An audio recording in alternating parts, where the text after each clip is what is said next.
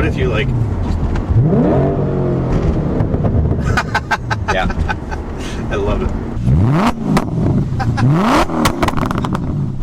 Alright guys, really quick before we hop into the video, I just wanted to hop on and say I realize it's been a couple weeks since we posted a video. I apologize. I had a wedding that I was in for a buddy of mine, Sam. He's been on the channel a few times. And then I wasn't really feeling too great for a few days last week. So kind of a crazy week for me with the wedding and everything else going on. You can see that the van project is gone. I just got done cleaning up the shop in here. So that's going to go back to the customer this week. Test drive's done. Everything's hunky-dory there. So one thing you're going to see in this video, along with being in this wedding, our buddy Griffin actually trailered up his Audi S4 and we got to go have some fun on that Sunday after the wedding. So again, apologize that it's been a little while since we've uploaded a full-length video, but let's get into it. I hope you enjoy the video.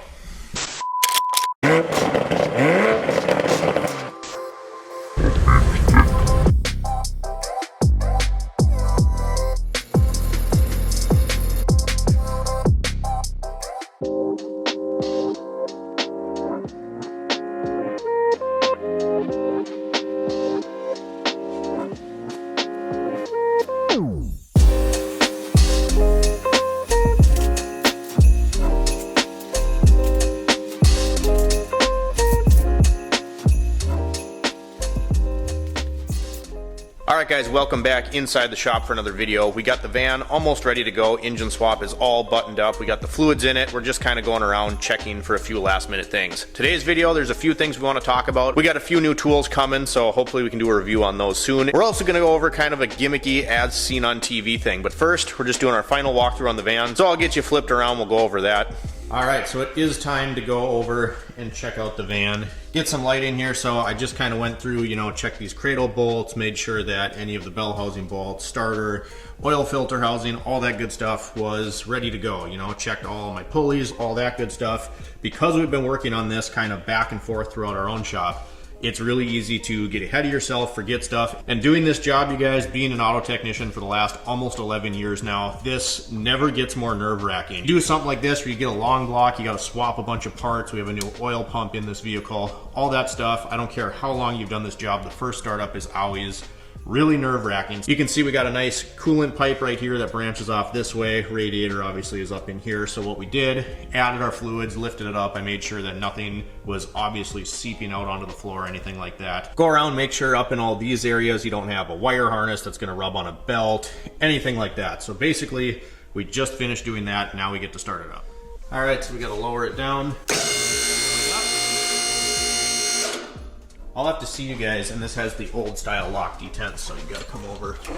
This is that lift that my dad completely restored. I got it for him for about $2 grand. Retail on a brand new Mohawk, that's a 12,000 pounder, is about $14,500 now. And I bought this for $2 grand. He went through and completely restored it. It's awesome. He did go ahead and replace the tank and the pump unit. Probably could have been reused, but I'll see if I can get a picture of this thing when we first got it. It had sat outside, got a hell of a deal on it. I think he said he's put about $3 grand into it, 3,500 bucks. So 3,500 bucks to get the powder coating done, the paint, this, redo all those lines up there. Yeah, pretty good deal when you consider that a new one is over $14,000. Let's go down with it. God, this is always so nerve-wracking. It'll never change. Sammy! Come on, girl. You know you're not supposed to be in there. You can't be in there when we're doing that. And I'd give you pets, but my hands are full. Okay, pause for a pet. Pause for a Sammy pet. Okay, back to work. Gotta at least temporarily hook the battery up. Get that in there. Yeah, we should be okay now. Oh boy, moment of truth.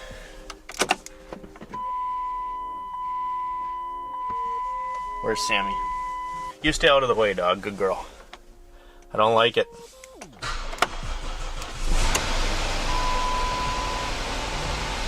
Hey, look at that. I don't hear any bad noises. No check engine lights. Woohoo! Obviously we can't leave it running for a long time inside here, but just take a quick visual. Everything looks pretty good, sounds really smooth. Hell yeah. So we got the van running, runs great, idles nice and smooth. That first startup, you guys, is always like the worst thing in the world. You know, you just spent however many hours putting this thing together, doing all this work, and then for some reason it's just nerve-wracking. And I've seen reman motors have bad parts. I've had used motors obviously have bad parts. You just have this overwhelming feeling on these involved projects that like something could go terribly wrong. But this is why you check things over. We've ran it a couple times. We've ran some idle time on it, let the coolant bleed off a little bit. And we did find one coolant leak, so I'm going to show you where it is. It's nothing major. There's a hose clamp up top, kind of near the heater core. There's like a Y in the coolant hose, kind of where it goes up by the thermostat housing, stuff like that. I'm going to see if I can show you. It's going to be hard to see, but this is why you have to be thorough and, you know, check everything over really good. We come over here and you can see there's a coolant drippy hanging right on that axle. And I'm like, where did that come from? You know, that obviously shouldn't do that. This is going to be the lowest point of the drip, right? This is where it's coming down. Let's see if I can adjust this light. Ooh, without blinding you or myself. There. It's going to be tough to see in here, so bear with me. I'm going to try to zoom you in a little bit. Can you see where that drip is hanging on that harness right there? It's kind of wrapped in heat tape, and then behind it you can see a line. That's the exhaust manifold. So we went up top and you can see where that hose clamp needs to be adjusted. Either the hose needs to be pulled back a little farther or be a little less tight, maybe a little more tight. It's an aftermarket clamp, aftermarket hose. We actually put that on this customer's car like a year ago, so we're going to have to adjust that. Anytime you're dealing with aftermarket hose clamps, you can deal with, you know, just the position of the hose, or it's too tight or too loose. So we'll fix that. I'll show you that leak in a second here. One other thing I did want to show you, I got right here. We mentioned there's kind of an as seen on TV product review, whatever you want to say, kind of on this video. And that's going to be this Angel mirror. So let's go over to the Mountaineer. I'm going to explain to you why we have this thing. Let's hop in the Mountaineer and see what this is all about. All right, so we're in the Mountaineer. You're going to see probably the reflection of me and the camera recording this. But this is an as seen on TV product. And I have this because my grandpa, bless his heart, he always orders stuff like this. And so what happened was, so my grandpa ordered one of these things. It's supposed to like get rid of your blind spots, and it showed up cracked. So he called and complained, and then they sent him 4 more. So he dropped me off one because he got it for free, and I figured, you know what, why not? Let's see if we can figure it out. Now obviously if you have a fancy from the early 2000s dimming mirror like we do, you're not going to be able to use that with this on here. This reminds me of like the mid 90s to early 2000s like Pimp My Ride mini truck scene. At that time people were getting those mirrors that went like from here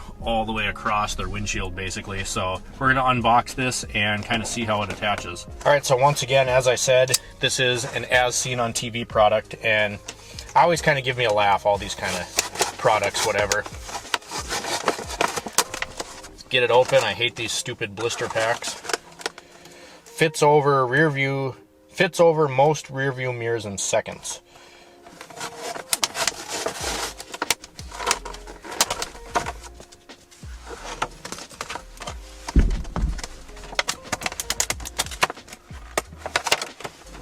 Come on out of there.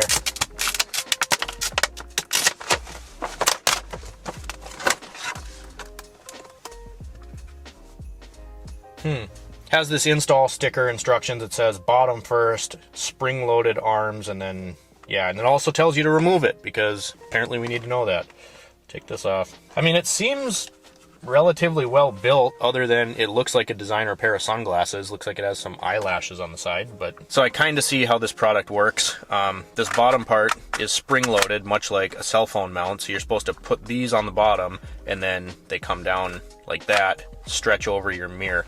It is noticeably bigger than your mirror, so I don't know. We're just going to see what happens with this. I did want to mention their marketing is pretty solid because they picked, if you look closely at this and you could see it really closely, this is actually the interior of an FJ Cruiser, which is historically one of the worst blind spot vehicles in the entire world. The funny thing is, you know, they're showing an FJ, which is what you think you would need this mirror for, and then there's no seats or headrests anywhere in there, inside their ad there. So you're not going to drive around with nothing in your car, but I like what they did there, FJ. All right, so I'm gonna have to put you down, but that's gonna basically look like this. I don't know how I feel about that. It looks like an angry lady's gonna ask me to see the manager or something like that, but we'll get it on there, see how it looks. All right, so it does fit on there pretty decent. You can see there is a really wide view back there. That's actually kind of impressive. But I don't know, you guys, gimmicky as seen on TV. I just thought this was kind of funny. I wanted to throw it in here, but I'll update you and tell you if I think it's actually useful or not.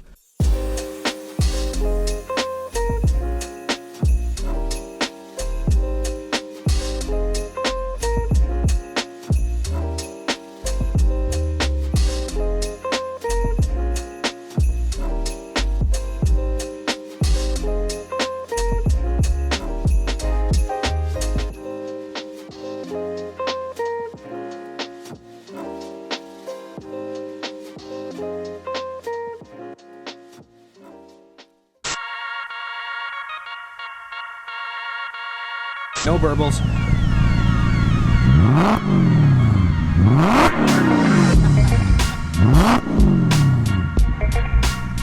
Give us the burbles. And it's not obnoxious like everybody with a Golf. I think I'd remember. So these have a 4.2 liter V8 in them, stock. They're about 340 horsepower to the crank. With the modifications we've got, they're sitting around 430 right now. So we have a Stage 2 Jackal Motorsports tune. We have a Tweetler ported intake manifold with a flapper mod already done. I have a Tweetler 3D printed throttle body adapter to upsize to a Mopar Hellcat throttle body, 92 mil. So we got a pigtail adapter to go from Mopar to Audi, and then just custom, basically hot air intake. Hot air intake for the win. For the win. What up? I got you. I don't know if you guys have seen Griffin on the channel. Have you ever been in a video? I don't think so. Oh, you were once. The Celica. Whoa, there we go.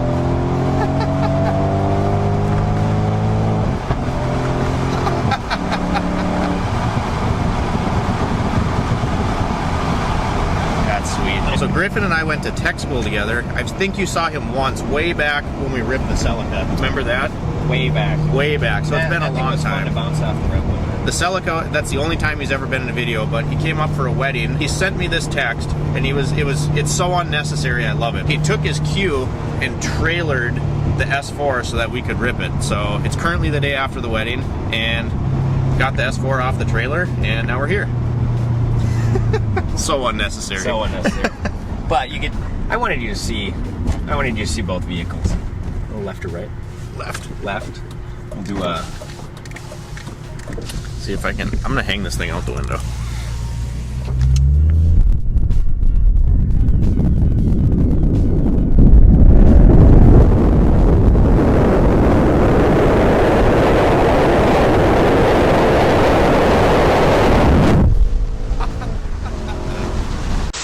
I have zero idea how that audio is gonna turn out, but we did it.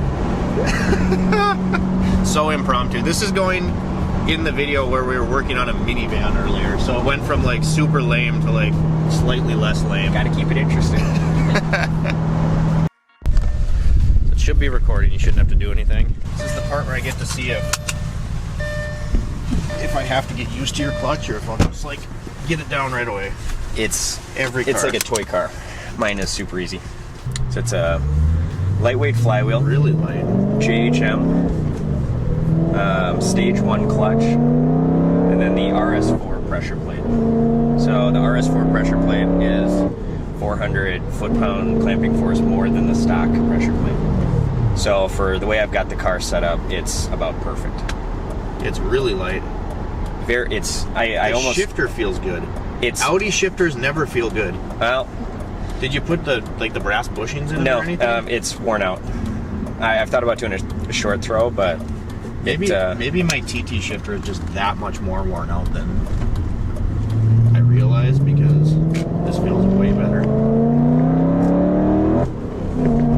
So anything over 3,000 RPM is when the intake flap closes, and that's when you get your little bit extra torque. Okay. And I had a flapper mod installed when I had the intake port matched.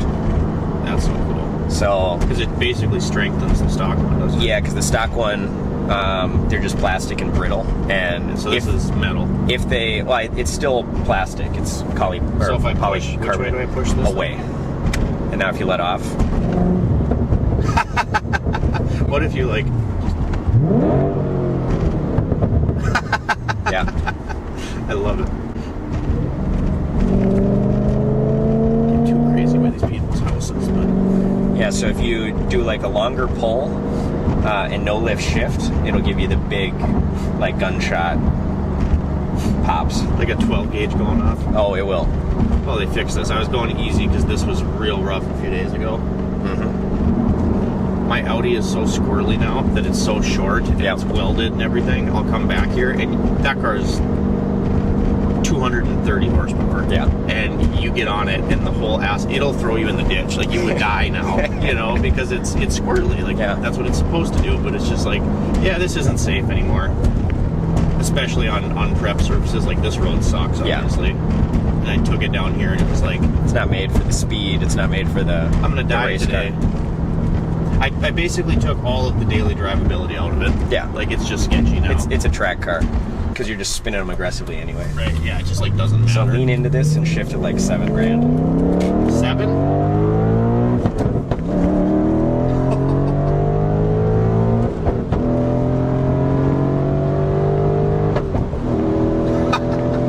Is that the most fun you've ever had? But it's so smooth. Like it doesn't feel like it's squirrely. No. And that's the all-wheel drive. It has to be. It is. Because my Audi used to feel like that, and now it doesn't. Yep.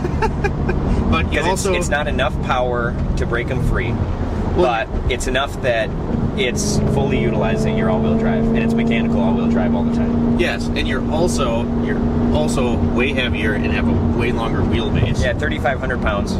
Yeah. See, like the Audi, even with the all-wheel drive, is so short that it still feels like I could die. Okay. No cops. And 1, 2, 3. Don't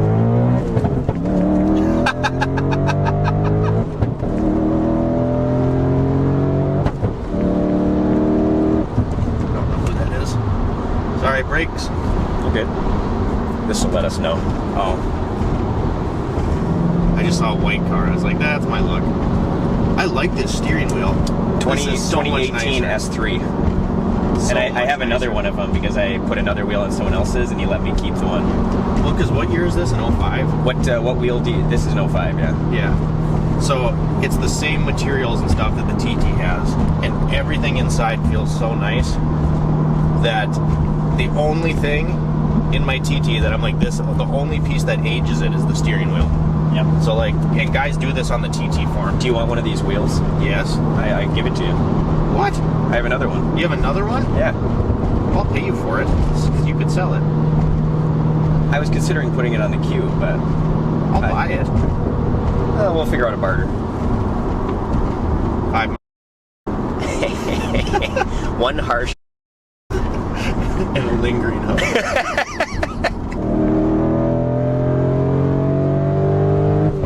So I don't know if you've seen yet, doing a big pull when the battery light comes on. Yeah, why is it doing that? That's because the serpentine belt is slipping. There's too We're much not power. charging. Get yourselves a car friend that trailers his S4 with his cube all the way up For a wedding, just so you can rip it for 20 minutes.